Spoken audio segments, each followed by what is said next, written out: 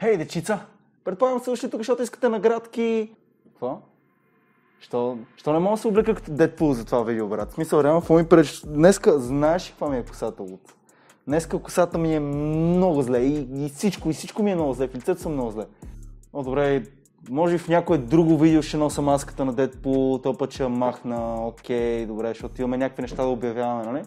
Награди? Колко награди? 1000 награди! Окей, добре, ще сваля маската.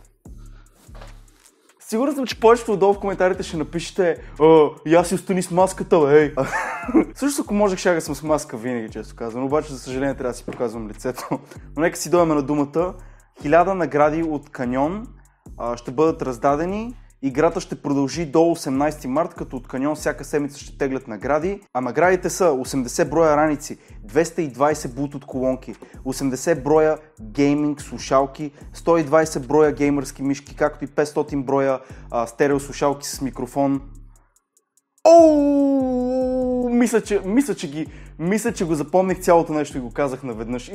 Искам един лайк за това, че казах всичките неща наведнъж и ги запомних. Обикновено паметта ми е някъде към 2 цифри. Но освен тези неща ще има и 3 големи награди. 3 DJI Mavic Air дрона. И това го запомних, добре. Които ще се раздадат накрая.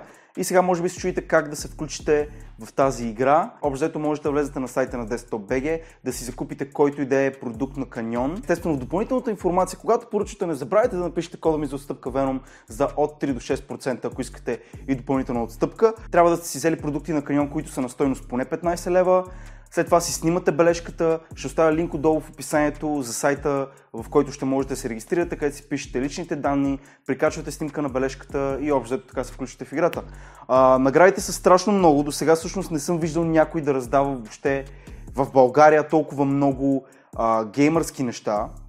Така че наистина съм доста хайпнат за това. Знам, че и много други ютубъри също ще направят видео за това, така че наистина голямо нещо, което Каньон са подготвили тук. Също така в сайта в описанието, освен че можете да се регистрирате, може да видите и по-подробна информация за това как точно ще протече цялото раздаване, кога ще се раздават наградите и така нататък. Друго нещо, което Каньон са ми поставили като задача е да направя ревю на раниците им. Всъщност това са 2 от раниците им. Изненада. Има още една раница, просто нямаше къде да сложа на масата и реших, че просто наистина така изглежда добре и няма смисъл да слагам на масата, но още една раница са ми изпратили. Имат. Всъщност тази доста ми изкефи.